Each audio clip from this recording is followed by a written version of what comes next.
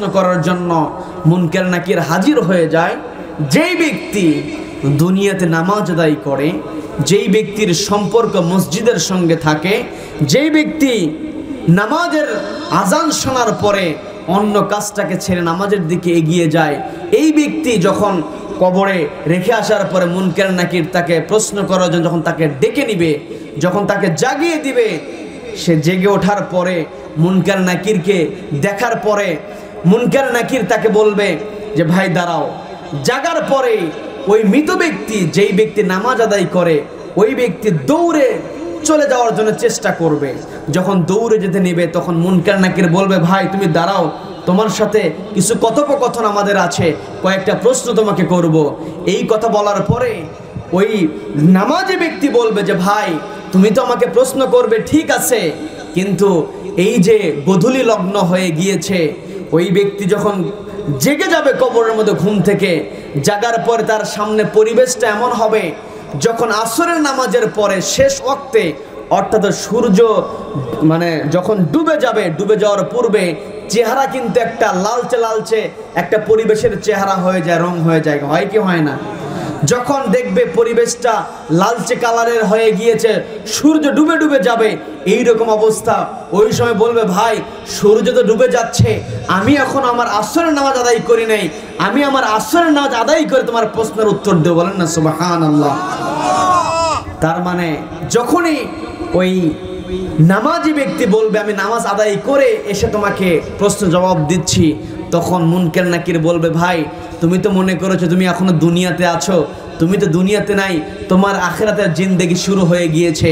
তখন ওই ব্যক্তি একটু কাঁপতে শুরু করবে, কিন্তু মুনকার নাকির অভয় দিয়ে বলবে তুমি ভয় পেও না, তোমাকে প্রশ্ন করে তুমি উত্তর দাও। অভয় দিবে এই কারণে, কারণ সে তো মুনকার নাকির তো দেখতে পেল যে এই যেই বান্দাকে আমি প্রশ্ন করার জন্য ডাক দিলাম, এই বান্দার চিন্তা হচ্ছে নামাজের জন্য দৌড়ে যাওয়া, আর যেই ব্যক্তিগুলো নামাজের জন্য দৌড়ে যাবে সে তার রবকে অবশ্যই চিনবে। কথা বলেন ঠিক কিনা? কাজেই আমাদেরকে সচেতন হতে হবে, আমাদেরকে নামাজি হতে হবে, আমাদের নামাজ এমন নামাজ আদায় করতে হবে, মনোযোগ দিয়ে নামাজ আদায় করতে হবে। নামাজের মধ্যে মনোযোগ দেওয়ার দরকার আছে না নাই? আছে, কিন্তু আমরা নামাজের মধ্যে মনোযোগ দিতে চাই না, মনোযোগ দিতে পারি না, কারণ আমরা যে কোরআন তেলাওয়াত করি, কি তেলাওয়াত করি আমরা নিজেরাই বুঝি না। কি কথা বলেন? কিন্তু কত লেখাপড়া করলাম, ইংরেজিদের সব সময় কথা বলতে পারছে, ফিজিক্স কেমিস্ট্রির যত বড় কঠিন সূত্র আসুক না কেন সব সুন্দর করে করে দিচ্ছে, যত বড় ম্যাথ হোক না কেন ম্যাথটা দেখার সঙ্গে সঙ্গেই ম্যাথটা সমাধান করে দিচ্ছে। এমন লোক আছে না নাই? আছে, কিন্তু আমরা কোরআন পড়তে পারি না। আমাদের জন্য একটা সুসংবাদ হচ্ছে, পৃথিবীতে যত বড় বড় তাফসীর গ্রন্থ আছে, এই তাফসীর গ্রন্থর অধিকাংশগুলোই বাংলায় অনুবাদ পাওয়া যায়। এই বাংলায় অনুবাদ পাওয়া তাফসীরগুলো আমাদের ঘরে রেখে পড়ার দরকার আছে না নাই? এখন বলবেন হুজুর কোরআনই পড়তে পারি না। ওই বাচ্চার মতো প্রশ্ন করেছে তোমরা কয় ভাই বোন? কয় আমি হই না। আবার কয় ভাই বোন? কয় তুমি হও না মানে?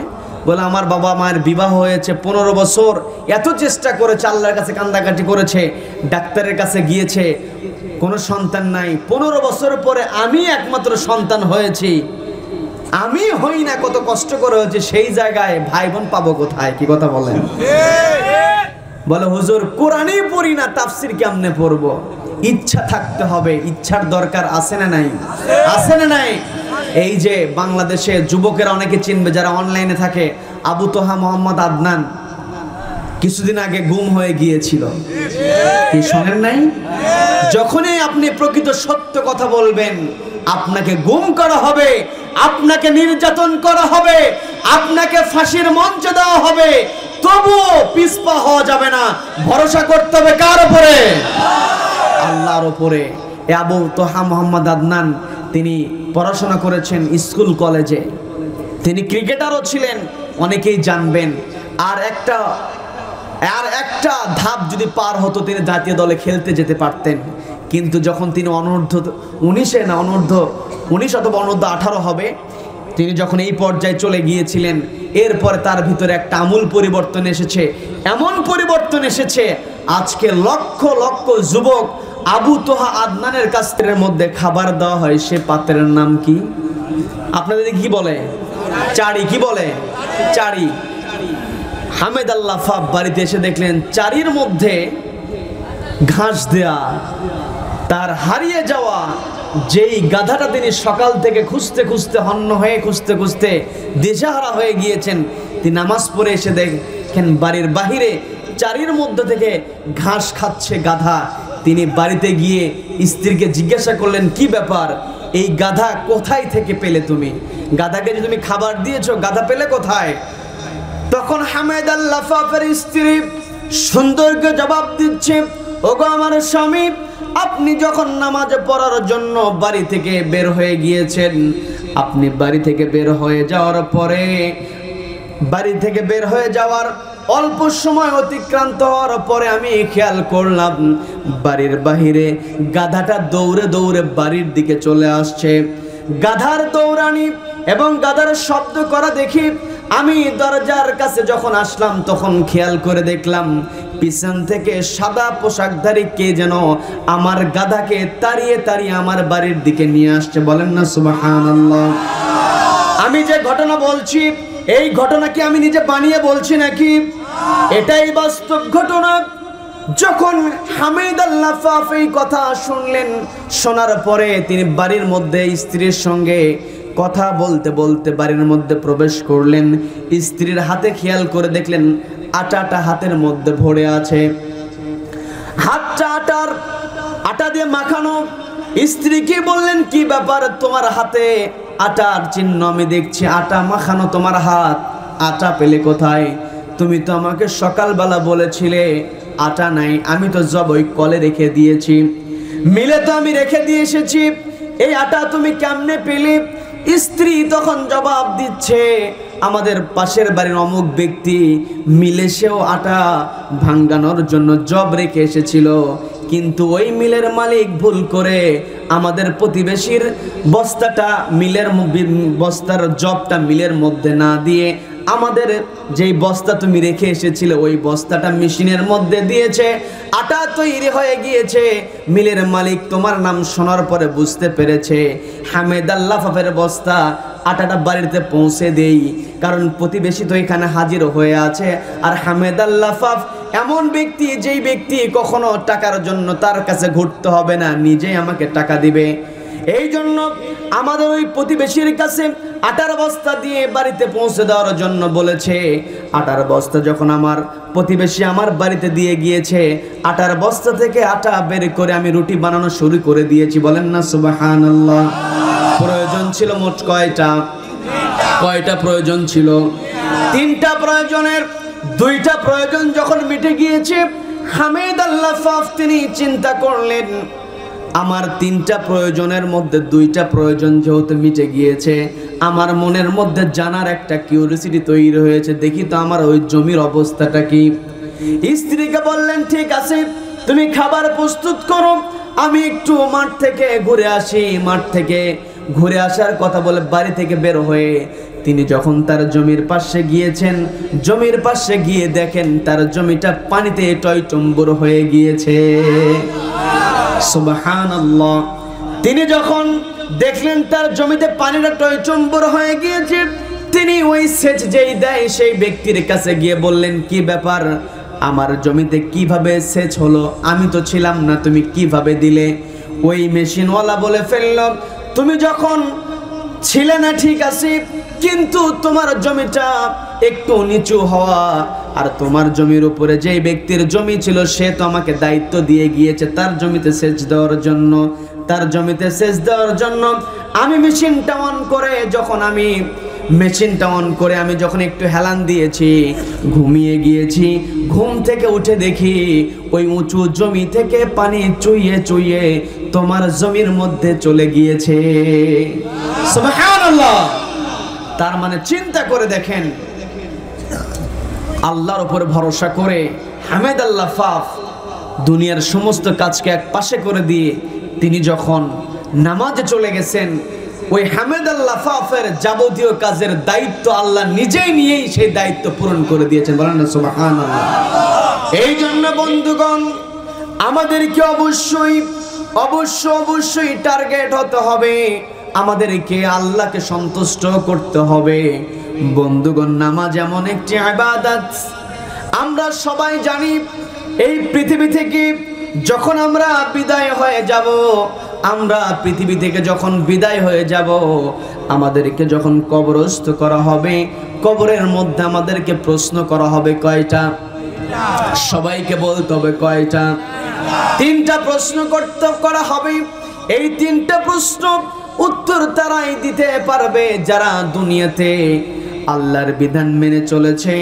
আমরা কবরের মধ্যে প্রশ্নর উত্তর যেন দিতে পারি, এই যোগ্যতা আল্লাহর কাছে চাই কি চাই না? আমাদেরকে অবশ্যই যোগ্য হতে হবে। বন্ধুগণ, আমাদের সকলের কম বেশি জানা আছে কবরের মধ্যে 3টা প্রশ্ন করা হবে। আসলে এই কবরের মধ্যে 3টা প্রশ্ন করা হবে। কবরের মধ্যে লাশটাকে নামিয়ে দেওয়ার পরে লাশের কাছে যখন মুনকার নাকির হাজির হয়ে যাবেন, প্রশ্ন করার পূর্বেই মুনকার নাকির বুঝতে পারবেন কোন ব্যক্তি উত্তর দিতে পারবে আর কোন ব্যক্তি উত্তর দিতে পারবে না। প্রশ্ন করার আগেই কিন্তু বুঝতে পারবে। আমরা এইটা কিন্তু অনেকেই জানি না, জানার দরকার আছে না নাই? আছে না নাই? আমরা সবাই জানি যে 3টা প্রশ্ন করা হবে। যারা উত্তর দিতে পারবে তারাই সফল। কবরে রাখার পরে যেই ব্যক্তিগুলো কবরের সওয়াল জবাবের উত্তর দিতে পারবে তারাই হচ্ছে সফল। কি কথা বলেন? কি কথা বলেন? দুনিয়াতে যত গাড়ি বাড়ি থাকুক না কেন, যত দাপট থাকুক না কেন, কবরে মুনকার নাকিরের প্রশ্ন জবাব যদি আমি আপনি দিতে না পারি, আমার এই যশ খ্যাতি টাকা পয়সা কোনো কাজে আসবে না। এই জন্য সবার আগে দুনিয়া থেকে অবশ্যই আমরা সুন্দর করে সাজানোর চেষ্টা করব, কিন্তু আমাদের চেষ্টা থাকবে দুনিয়া সাজাতে গিয়ে যেন আখিরাত নষ্ট না হয়। কি কথা বলেন? কিন্তু আজকে আমরা তো কোনো পরোয়া করি না। আমার দরকার টাকা, আমার দরকার ক্ষমতা। অবাক হয়ে যায়, এই যে নির্বাচনগুলো হয়, বিরক্ত হচ্ছেন আমার কথায়? আমি তো অন্যান্য বক্তাদের মতো হাসাতেও পারি না, আবার কাহিনীগুলো খুব ভালো করে বলতে পারি না, কিন্তু যেইভাবে বলি একটু মনোযোগ দিতে হয়, একটু কষ্ট হয়। কষ্ট হলে কি আমার প্রতি বিরক্ত হবেন? বিরক্ত হবেন? আমরা আসলে কষ্ট করতে চাই, রাজি আছি। এই কষ্টের বিনিময়ে আমরা চাই কার সন্তুষ্টি? আল্লাহ আমাদেরকে কবুল করেন, বলেন আমিন। তো বন্ধুগণ, কবরে যখন একটা লাশ নামানো হয়ে যায়, এই লাশকে যখন প্রশ্ন করার জন্য মুনকার নাকির হাজির হয়ে যায়, যেই ব্যক্তি দুনিয়াতে নামাজ আদায় করে, যেই ব্যক্তির সম্পর্ক মসজিদের সঙ্গে থাকে, যেই ব্যক্তি নামাজের আজান শোনার পরে অন্য কাজটাকে ছেড়ে নামাজের দিকে এগিয়ে যায়, এই ব্যক্তি যখন কবরে রেখে আসার পরে মুনকার নাকির তাকে প্রশ্ন করার জন্য যখন তাকে ডেকে নিবে, যখন তাকে জাগিয়ে দিবে, সে জেগে ওঠার পরে মুনকার নাকিরকে দেখার পরে মুনকার নাকির তাকে বলবে যে ভাই দাঁড়াও। জাগার পরে ওই মৃত ব্যক্তি, যেই ব্যক্তি নামাজ আদায় করে, ওই ব্যক্তি দৌড়ে চলে যাওয়ার জন্য চেষ্টা করবে। যখন দৌড়ে যেতে নেবে তখন মুনকার নাকির বলবে ভাই তুমি দাঁড়াও, তোমার সাথে কিছু কথোপকথন আমাদের আছে, কয়েকটা প্রশ্ন তোমাকে করব। এই কথা বলার পরে ওই নামাজি ব্যক্তি বলবে যে ভাই তুমি তো আমাকে প্রশ্ন করবে, ঠিক আছে, কিন্তু এই যে গোধূলি লগ্ন হয়ে গিয়েছে, ওই ব্যক্তি যখন জেগে যাবে কবরের মধ্যে ঘুম থেকে, জাগার পরে তার সামনে পরিবেশটা এমন হবে যখন আসরের নামাজের পরে শেষ ওয়াক্তে, অর্থাৎ সূর্য যখন ডুবে যাবে, ডুবে যাওয়ার পূর্বে চেহারা কিন্তু একটা লালচে লালচে একটা পরিবেশের চেহারা হয়ে যায়, রং হয়ে যায়, হয় কি হয় না? যখন দেখবে পরিবেশটা লালচে কালারের হয়ে গিয়েছে, সূর্য ডুবে ডুবে যাবে, এই রকম অবস্থা, ওই সময় বলবে ভাই সূর্য তো ডুবে যাচ্ছে, আমি এখন আমার আসরের নামাজ আদায় করি নাই, আমি আমার আসরের নামাজ আদায় করে তোমার প্রশ্নের উত্তর দেব। বলেন না সুবহানাল্লাহ। তার মানে যখনই ওই নামাজি ব্যক্তি বলবে আমি নামাজ আদায় করে এসে তোমাকে প্রশ্ন জবাব দিচ্ছি, তখন মুনকার নাকির বলবে ভাই তুমি তো মনে করেছো তুমি এখনো দুনিয়াতে আছো, তুমি তো দুনিয়াতে নাই, তোমার আখিরাতের জিন্দেগি শুরু হয়ে গিয়েছে। তখন ওই ব্যক্তি একটু কাঁপতে শুরু করবে, কিন্তু মুনকার নাকির অভয় দিয়ে বলবে তুমি ভয় পেও না, তোমাকে প্রশ্ন করে তুমি উত্তর দাও। অভয় দিবে এই কারণে কারণ সে তো মুনকার নাকির তো দেখতে পেল যে এই যেই বান্দাকে আমি প্রশ্ন করার জন্য ডাক দিলাম, এই বান্দার চিন্তা হচ্ছে নামাজের জন্য দৌড়ে যাওয়া, আর যেই ব্যক্তিগুলো নামাজের জন্য দৌড়ে যাবে সে তার রবকে অবশ্যই চিনবে। কথা বলেন ঠিক কিনা? কাজেই আমাদেরকে সচেতন হতে হবে, আমাদেরকে নামাজি হতে হবে। আমাদের নামাজ এমন নামাজ আদায় করতে হবে, মনোযোগ দিয়ে নামাজ আদায় করতে হবে। নামাজের মধ্যে মনোযোগ দেওয়ার দরকার আছে না নাই?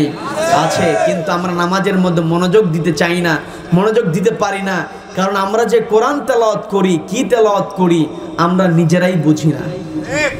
কি কথা বলেন?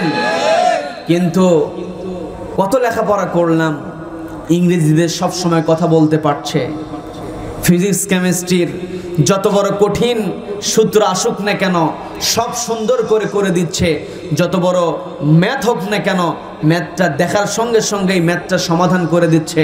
এমন লোক আছে না নাই? আছে। কিন্তু আমরা কোরআন পড়তে পারি না।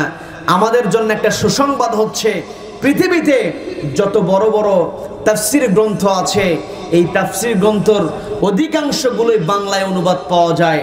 এই বাংলায় অনুবাদ পাওয়া তাফসীরগুলো আমাদের ঘরে রেখে পড়ার দরকার আছে না নাই? এখন বলবেন হুজুর কোরআনই পড়তে পারি না। ওই বাচ্চার মতো প্রশ্ন করেছে, তোমরা কয় ভাই বোন? কয় আমি হই না। আবার কয় ভাই বোন?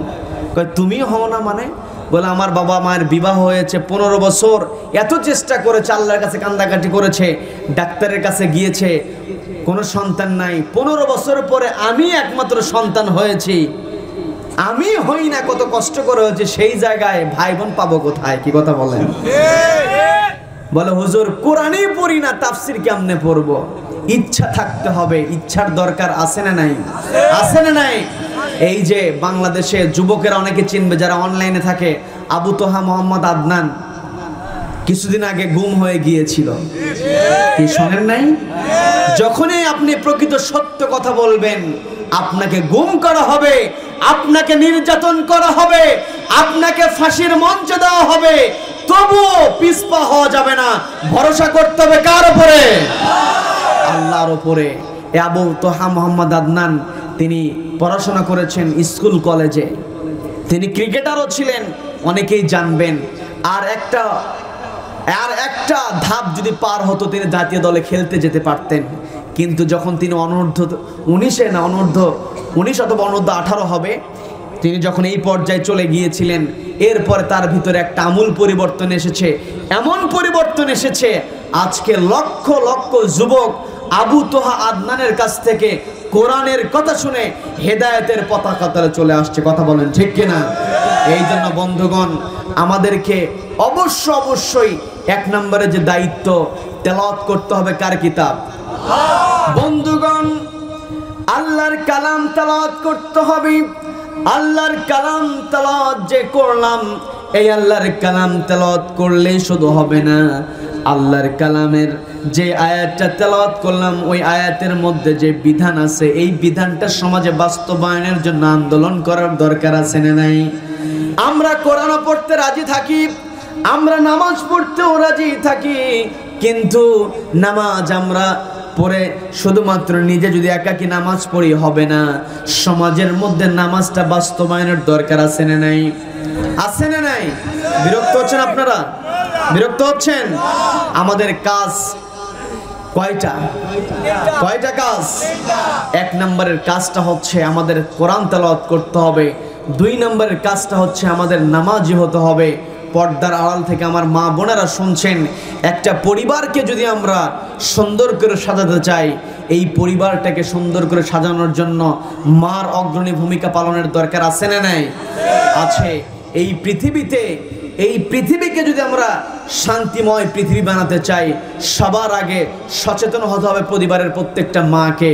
একটা পরিবারকে যদি আমরা একটা প্রাইমারি স্কুলের সঙ্গে তুলনা করি, তাহলে ওই পরিবারের প্রধান শিক্ষিকা বানাতে হবে, মনে করতে হবে পরিবারের প্রত্যেকটা মাকে। কথা বলেন ঠিক কিনা? একটা পরিবারকে যদি আমরা হাই স্কুল মনে করি, ওই হাই স্কুলের প্রধান শিক্ষিকা হবেন একজন মা।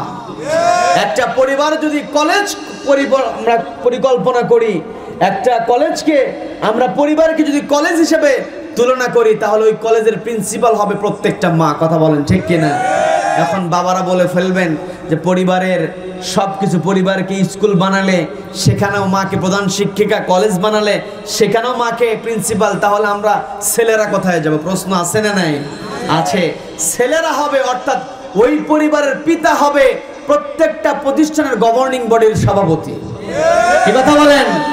যে স্কুলের প্রধান শিক্ষক এবং গভর্নিং বডির সভাপতির সঙ্গে সম্পর্ক ভালো থাকে, ওই স্কুলের রেজাল্ট সবচাইতে ভালো হয়। এই জন্য পরিবারে শান্তি প্রতিষ্ঠার জন্য পরিবারের যিনি পিতা হবেন, পরিবারের যিনি মাতা হবেন, তাদের মধ্যে একটা ভালো বন্ধন তৈরি হতে হবে। কিন্তু আজকের সমাজের মধ্যে পরিবারের মধ্যে শান্তি নাই, পরিবারের মধ্যে মারামারি, হানাহানি। আজকে বাংলাদেশের আইন আদালতে যাবেন, দেখবেন অধিকাংশ ক্ষেত্রেই দেখা যায় মামলায় হাজির হয়েছে পরিবারে অশান্তি। কথা বলেন ঠিক কিনা? এই পরিবারে অশান্তির মূল কারণটা হচ্ছে পরিবারের মধ্যে জবাবদিহিতার শিক্ষা নাই। পরিবারে যারা সদস্য তাদেরকে কোরআনের শিক্ষা দেওয়া হয় না, পরিবারের সদস্যদেরকে কোরআন শেখানো হয় না। ছোট্টবেলায় সন্তানকে প্রতিষ্ঠিত করার জন্য আমরা চেষ্টা করি, বেছে বেছে সুন্দর সুন্দর কিন্ডার গার্ডেনগুলো আমরা বের করি, কিন্ডার গার্ডেনে ভর্তি করিয়ে দিই। সন্তানের মধ্যে কোরআনের শিক্ষা থাকে না। এই সন্তানগুলো কোরআনের শিক্ষা না থাকার কারণে ভার্সিটিতে ভর্তি হওয়ার পরে অপরাজনীতির সঙ্গে জড়িত হয়ে আবরারের মতো নিরীহ ছাত্রকে হত্যা করে ফেলছে। কথা বলেন ঠিক কিনা? আজকে যদি আমরা সন্তানকে আদর্শ সন্তান বানানোর জন্য যদি আমরা ভূমিকা পালন করতাম, আমরা যদি নিজেরা সচেতন হতাম, তাহলে সমাজের মধ্যে এইরকম নোংরামি থাকতো না। এই জন্য আমি যে আয়াতটা নিয়েছিলাম, সে আয়াতের প্রথম দায়িত্ব হচ্ছে কোরআন তেলাওয়াত করা। পরিবারের প্রত্যেকটা সদস্যদের কোরআন তেলাওয়াত সুনিশ্চিত করার দরকার আছে না নাই? পরিবারের সকল সদস্যদেরকে 5 ওয়াক্ত নামাজি হতে হবে। 3 নম্বরে যে দায়িত্ব, এই দায়িত্বটা হচ্ছে ওয়ানফাকু মিম্মা রাযাকনাহুম। আল্লাহ রাব্বুল আলামিন যেই সম্পত্তি আমাদেরকে দিয়েছেন, এই সম্পত্তি থেকে ব্যয় করতে হবে কার সন্তুষ্টির জন্য? কার সন্তুষ্টির জন্য? বন্ধুগণ, আমরা আজকে সম্পত্তির পাহাড় গড়ে ফেলছি। একটা দামি গাড়ি আছে, আর একটা গাড়ির জন্য পাগল হয়ে যায়। একটা সুন্দর বাড়ি তৈরি করেছি, আরেকটা বাড়ি বানানোর জন্য আমরা পাগল হয়ে যাই। কিন্তু না, এই পৃথিবীতে আমরা এসেছি একা, চলে যেতে হবে একা। আমরা পৃথিবী থেকে যখন চলে যাব, আমাদের সঙ্গে কিছুই যাবে না, আমাদের সঙ্গে যাবে আমল নামা। কি যাবে? কি যাবে? বন্ধুগণ, এই পৃথিবীতে আমরা এসেছি, এই পৃথিবীতে আমরা পৃথিবীতে আছি। এই পৃথিবীতে চলতে গেলে আমাদের অন্তরে একজনের ভয় থাকতে হবে। তিনি কে? একজনের ভয় থাকতে হবে। তিনি কে? আল্লাহর ভয় অন্তরে থাকতে হবে। আল্লাহ রাব্বুল আলামিনের ভয় যদি অন্তরে থাকে, শয়তানের ধোঁকায় পড়ার পরও সেখান থেকে নিজেকে আমরা হেফাজত করতে পারবো কি পারবো না? বন্ধুগণ, যখন আল্লাহর নাম স্মরণ হয়ে যাবে, শয়তানের ধোঁকায় পড়ে অন্যায় কাজ করতে নিলেও যদি স্মরণ করিয়ে দেওয়া হয় আল্লাহর কথা, সঙ্গে সঙ্গে ফিরে আসতে হবে। ইমানদারের বৈশিষ্ট্য কেমন হবে? ইমানদারের বৈশিষ্ট্য হবে, যখন ইমানদার আল্লাহর কালাম শুনবে, ইমানদারের ইমানটা বেড়ে যাবে। আবার ইমানদার যখন আল্লাহর নাম শুনবে, ইমানদারের সামনে যখন আল্লাহর নাম উচ্চারণ করা হবে, ওই ইমানদার আর কোনো অন্যায় করবে না। বন্ধুগণ, বনি ইসরাইলের 3 জন ব্যক্তি ছিল, তাদের অন্তরে আল্লাহর ভয় ছিল। দুনিয়াতে তারা আল্লাহর সন্তুষ্টির জন্য জীবনটা সাজিয়েছিল। একবার 3 জন ব্যক্তি যখন বাড়ি থেকে বের হয়ে গিয়েছে, বাড়ি থেকে ঘোরার জন্য বের হয়ে গিয়েছে, এই জায়গায় সুন্দর একটি শিক্ষা যুবকদের জন্য আছে। যুবকেরা শিক্ষা অর্জন করতে হবে। ওই শিক্ষাটা আমাদের বাস্তব জীবন, ওই শিক্ষাটা আমাদের বাস্তব জীবনে প্রয়োগ করতে হবে। বন্ধুগণ, যেই কথা বলতে নিয়েছিলাম, আমাদেরকে আল্লাহর উপরে ভরসা করতে হবে। আল্লাহর উপরে ভরসা যদি আমরা করতে চাই, সবার আগে আমাদের কোরআন তেলাওয়াতের মাধ্যমে ঈমানটাকে তাজা করতে হবে। আল্লাহর নাম যখন স্মরণ করা হবে, আল্লাহর বিধানের কথা যখন বলা হবে, আল্লাহর নাম যখন উচ্চারণ করা হবে, যাবতীয় অন্যায় থেকে নিজেকে গুটিয়ে রাখতে হবে। বলতে নিয়েছিলাম বনি ইসরাইলের 3 জন ব্যক্তির কথা। 3 জন ব্যক্তি ঘুরতে বেরিয়েছে। 3 জন ব্যক্তি যখন ঘুরতে বেরিয়েছে, বিকেল হয়ে গিয়েছে। তারা কি করবে, কোথায় যাবে? পাহাড়ি পথ দিয়ে যখন যাচ্ছিল, পাশেই ছিল পাহাড়ের একটা গুহা। ওই গুহার মধ্যে তারা আশ্রয় নিয়ে নিল। গুহার মধ্যে আশ্রয় নেওয়ার পরে গুহার মধ্যে আশ্রয় নিয়েছে, প্রচন্ড বৃষ্টি শুরু হয়েছে। ঘটনা কম বেশি সবার জানা থাকতে পারে, কিন্তু ঘটনা বলা আমার উদ্দেশ্য নয়, ঘটনা থেকে শিক্ষাটা বের করা হচ্ছে আমাদের উদ্দেশ্য। 3 জন ব্যক্তির মধ্যে 3 জন সবার মধ্যে একটা করে ভালো গুণ ছিল। এই ভালো গুণের কারণে তারা ওই যে পাহাড়ের গুহার মধ্যে যখন আশ্রয় নিয়ে নিল, গুহার মধ্যে আশ্রয় নেওয়ার পরে প্রচন্ড বৃষ্টি যখন শুরু হয়ে গিয়েছে, বৃষ্টির মধ্যে পাহাড়ি শিলা বৃষ্টি হওয়ার কারণে পাহাড়ের বড় একটা প্রস্তর খণ্ড, একটা পাথরের খণ্ড ওই গুহার মুখে আটকে গেল। যখন গুহার মুখে আটকে গেছে, গুহার মুখে আটকে যাওয়ার পরে গুহার মুখটা যখন বন্ধ হয়ে গেছে, গুহার মুখ বন্ধ হয়ে যাওয়ার পরে ওই 3 জন ব্যক্তি চিন্তা করলো, এই যে গুহার মুখটা বন্ধ হয়ে গেল, এই জায়গা থেকে বের হব কিভাবে? আমরা তো এই জায়গা থেকে বের হতে পারবো না। আমরা যে গুহার মধ্যে আছি এটা কেউ জানে না, কিভাবে বের হব? তারা চিন্তা করলো, এটাই হয়তো আমাদের জীবনের শেষ সময়, আমাদেরকে এই জায়গায় না খেয়ে অন্ধকারের মধ্যে মরে যেতে হবে। এরই মধ্যে একজন বলে ফেললো, ভাই আমরা এই জায়গায় আটকে পড়ে গিয়েছি, তামাম পৃথিবীর কেউ না দেখলে একজন দেখেন, তিনি কে? সবাইকে বলতে হবে তিনি কে? তিনি হচ্ছেন আল্লাহ রাব্বুল আলামিন। আল্লাহ রাব্বুল আলামিন নিশ্চয় আমাদেরকে দেখছেন। কাজেই আল্লাহর উপরে ভরসা করে, আল্লাহর উপরে তাওয়াক্কুল করে আল্লাহর কাছে আমরা প্রার্থনা করি। জীবনে আমরা যে ভালো কাজ করেছি, সে ভালো কাজের দোহাই দিয়ে আল্লাহর কাছে চাই। আল্লাহর কাছে চাওয়ার জন্য তাদের মধ্য থেকে একজন ব্যক্তি হাত উত্তোলন করে ফেলল। হাত উত্তোলন করে আল্লাহর কাছে বলছে, আল্লাহ, আমার একজন চাচাতো বোন ছিল, ওই চাচাতো বোনের চেহারা সুন্দর ছিল। চাচাতো বোনকে আমি বারবার কুপ্রস্তাব দিতাম, প্রত্যেকটা সময় চাচাতো বোন আমাকে অ্যাভয়েড করতো, আমাকে প্রত্যাখ্যান করে দিত।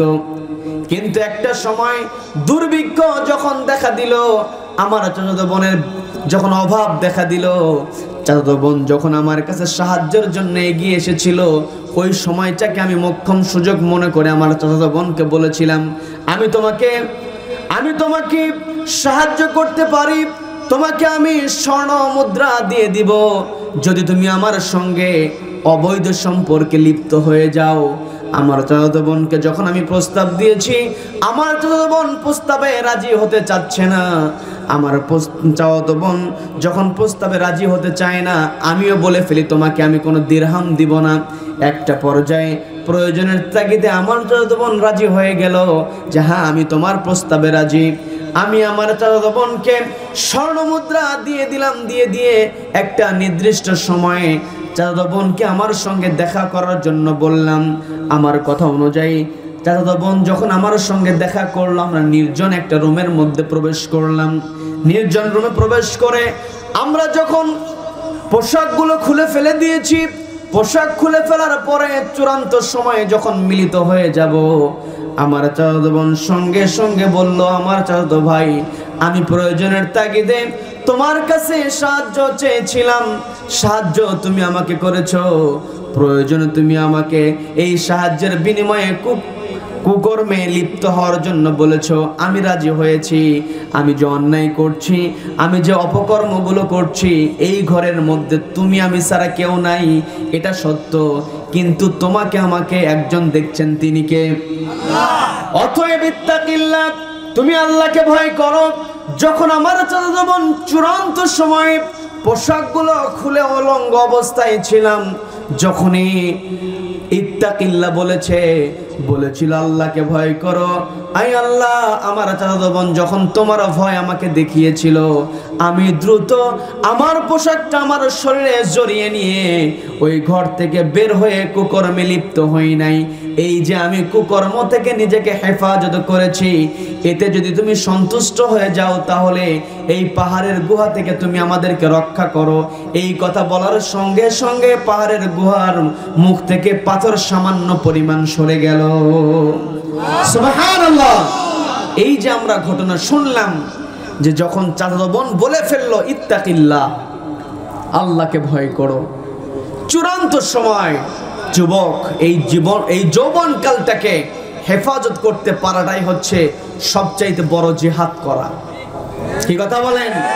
এই বর্তমান সময়ে অনলাইনের যুগে, তথ্য প্রযুক্তির যুগে হাতে হাতে মোবাইল আছে না নাই? আছে না নাই? এখানে অনেক মুরব্বী আছেন পর্দার আড়াল থেকে, মা আপনি শুনছেন এই পৃথিবীতে আপনার একটা সময় সম্মান ছিল না, কিন্তু আপনাকে সম্মান ইসলাম দিয়েছে। ইসলাম যেহেতু আপনাকে সম্মানিত করেছে, আপনার সম্মান আপনাকে ধরে রাখতে হবে। এই জায়গায় মা বাবা যারা আছেন তাদের দৃষ্টি আকর্ষণ করে বলছি, আপনার সন্তানকে আপনি মোবাইল দিবেন, আমি আপত্তি করব না, আমি না করব না, কিন্তু একটা গুরুত্বপূর্ণ টিপস আমি আপনাদেরকে দিয়ে যাই, সেটা হচ্ছে আপনার সন্তানকে আপনি মোবাইলটা দিবেন, এই শর্তে আপনি মোবাইল কিনে দিবেন যে তোমাকে মোবাইল দেওয়া হবে, কিন্তু রাত 10টা থেকে নিয়ে পরবর্তী ফজর নামাজের আগ পর্যন্ত তোমাকে মোবাইল দেওয়া হবে না। কি কথা বলেন? এই যে রাত্রিবেলা বসে বসে চ্যাটিং করে, এগুলো হবে। যুবকদেরকে কনসাল্ট করে যুবকদেরকে সঠিক পথে নিয়ে আসতে হবে। আজকে আমরা যুবকদেরকে বুঝাতে চাই না, যুবকদেরকে গালিগালাজ করে যুবকদেরকে একপাশ করে দিচ্ছে, বেয়াদব, হ্যাঁ দুষ্টামি করেছে, তাকে আপনি বুঝিয়ে বলেন, তাকে বকাঝকা করবেন, শয়তান ওটাকেই কাজে নেবে যে তোমাকে গালি দিল, ও গালি দিল, তুই দেখি বেশি করে কর, দেখি পারলে কি করে। কি কথা বলেন? এই জন্য যুবকদেরকে বুঝাতে হবে, যুবক, শয়তান তোমাকে ধোঁকা দিবে, শয়তান তোমাকে সুযোগ বের করে দিবে, কিন্তু শয়তানের ধোঁকায় পড়া যাবে না। ভয় করতে হবে কাকে? ভয় করতে হবে কাকে? এই যে প্রযুক্তি, এই প্রযুক্তিতে অবশ্যই আমরা মোবাইল ব্যবহার করব, কিন্তু এই মোবাইল ব্যবহারে আমি সন্তানের পিতা হয়েছি, আপনি সন্তানের পিতা হয়েছেন, আপনি সন্তানের মা হয়েছেন, আপনি আপনার সন্তানের মোবাইলটা নিয়ে বলবেন যে মোবাইলে তো কোরআন পড়া যায়, দেখি তোর মোবাইলে কোরআন আছে কিনা। কি কথা বলেন? এই যে এখানে গ্লাস আছে, এই গ্লাসের মধ্যে কেউ যদি দুধ পান করে, আবার কেউ যদি দুধ পান না করে গ্লাসের মধ্যে যদি মদ পান করে, দুধও পান করলো এক ব্যক্তি, মদ পান করলো এক ব্যক্তি, মদ যে পান করলো এতে কি গ্লাসের কোনো দোষ আছে? কোনো দোষ আছে? তার মানে মোবাইলের মধ্যে ভালো দিকটাও আছে, খারাপ দিকটাও আছে। খারাপ দিকটাকে দূর করে দিয়ে ভালো দিকটা গ্রহণ করার দরকার আছে না নাই? আজকে খুবই আমাদের একটা আনন্দের বিষয়, সেটা হচ্ছে ইউটিউবে আজ থেকে 5-7 বছর আগে নষ্টামিতে ভরপুর ছিল, গান বাজনা ছিল, কিন্তু এখন ইউটিউবে মাশাআল্লাহ কোরআনের আলোচনাগুলো এই যে ইউটিউবারগুলো রেকর্ড করছে, এই ইউটিউবারদের কল্যাণে ইউটিউবে ঢুকে গিয়ে আমরা সেখানে ওয়াজ শুনতে পাই কি পাই না? এই জন্য যুবক, তুমি মোবাইল ব্যবহার করবে, তোমার মোবাইলে থাকবে ইসলামী গান। এই যে আমার প্রাণের ভাই এনাম ভাই সুন্দর করে তার গ্রুপ নিয়ে যে গান গাইছেন, ভালো লাগে কি লাগে নাই? লাগে কি লাগে না? লাগে।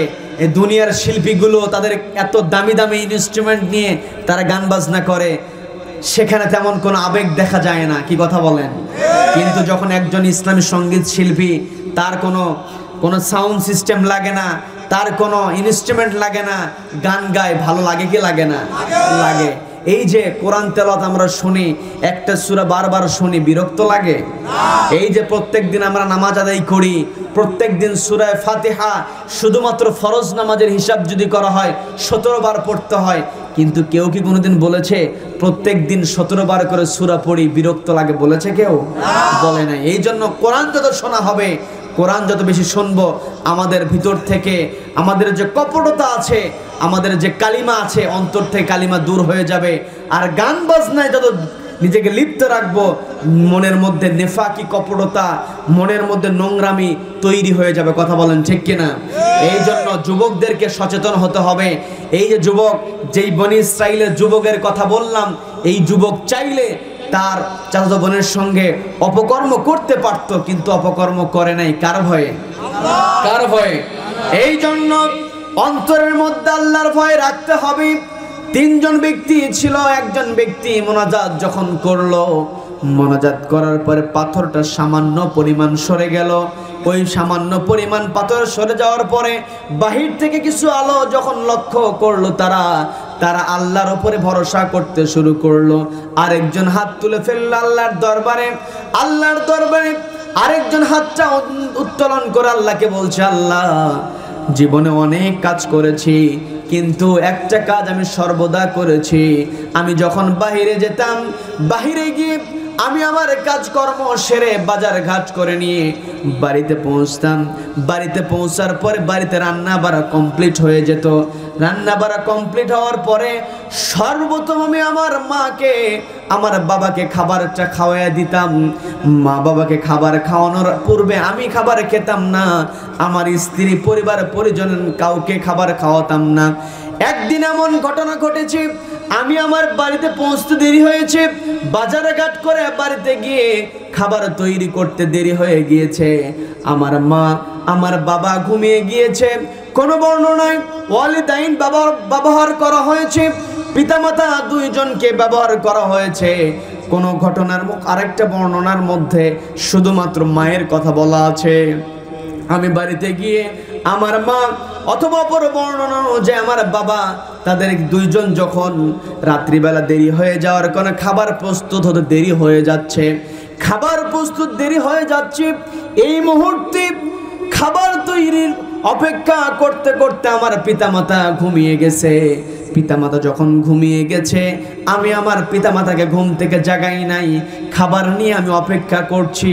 এই দিকে আমার সন্তান, ছোট্ট ছোট্ট বাচ্চারা বারবার বলছে, বাবা, খাবার তো প্রস্তুত হয়ে গিয়েছে, খাবার আমাদেরকে খাওয়াও, আমরা খাবার খাবো। ক্ষুধার যন্ত্রণায় ছটফট করছিল। কিন্তু আমি বলেছি, আমার পিতামাতা আমাকে ছোট্টবেলায় কষ্ট করে মানুষ করেছে। এই যে মা এত কষ্ট করেন, বিশেষ করে শীতকালে মায়ের কষ্ট বেশি। কথা বলেন, মায়ের এত কষ্ট। আবার ওই মা যদি 5 ওয়াক্ত নামাজি হয়ে যায়, পেশাব করার সঙ্গে সঙ্গে পোশাক বদল করতে হয়। এমনকি যখন শরীরে সন্তানের পেশাবটা লেগে যায়, শীতের মধ্যেও ওই মাকে গোসল করতে হয়। কথা বলেন ঠিক কিনা? যেই মা কষ্ট সহ্য করলো, শীতের মধ্যে এক পাশে বিছানার এক পাশে ভিজিয়ে দিয়েছি, মা আরেক পাশে নিয়েছে, আরেক পাশে ভিজিয়ে দিয়েছি, মা বুকের উপরে রেখেছে, কষ্ট সহ্য করেছে। আমার মা আমাকে কষ্ট করে মানুষ করেছে। তোমাদেরকে আমি খাবার দেব না যতক্ষণ না পর্যন্ত আমার পিতামাতাকে আমি না খাওয়াই। কান্নাকাটি করতে করতে আমার সন্তানেরা ঘুমিয়ে গিয়েছে, কর্মচারীরা ঘুমিয়ে গিয়েছে, তবুও তাদেরকে খাবার দেই নাই। যখন আমার পিতামাতা ঘুম থেকে জাগ্রত হয়েছে, আমার পিতামাতাকে খাবার খাওয়ানোর পরে আমি আমার সন্তানদেরকে খাবার